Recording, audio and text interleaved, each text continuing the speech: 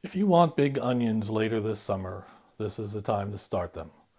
Today I'll show you how I start my onion seeds indoors here in New Jersey, Zone 7A. Hey everyone, I'm Jeff for Garden State Veg.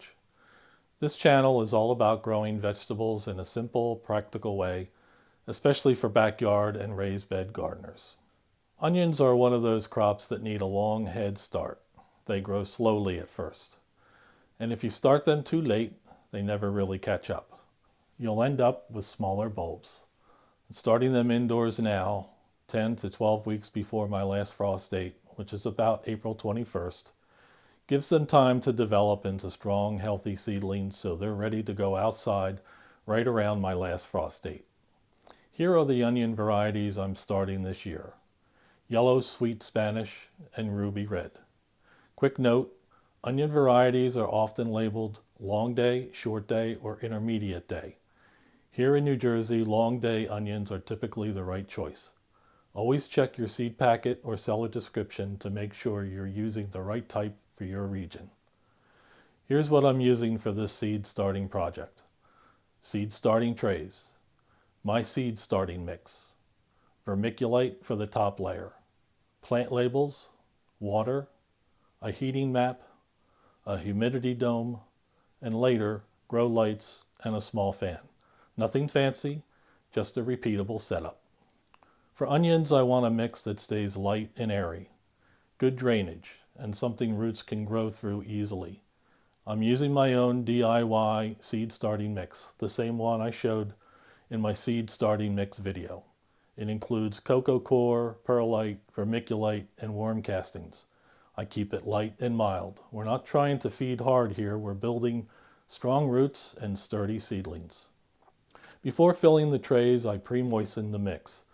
You want it to be damp, not soaking wet. If you squeeze it in your hand, it should hold together but not drip water.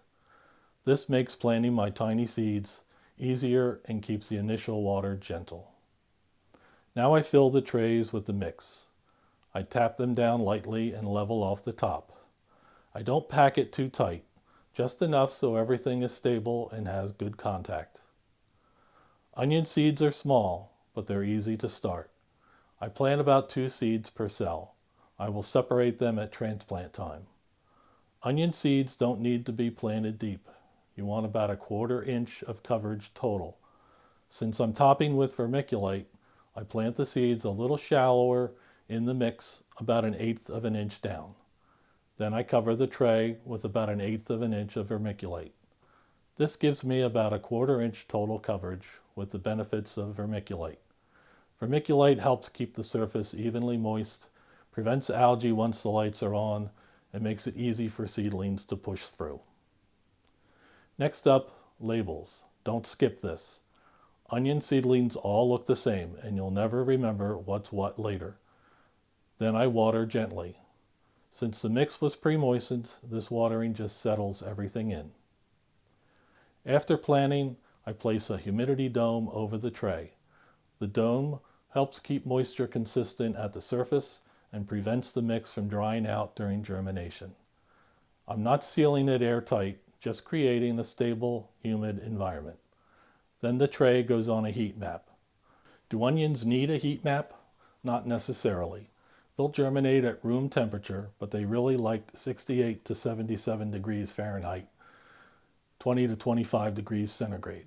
So the heat map speeds things up and helps with even germination, especially if your room runs cool like mine does.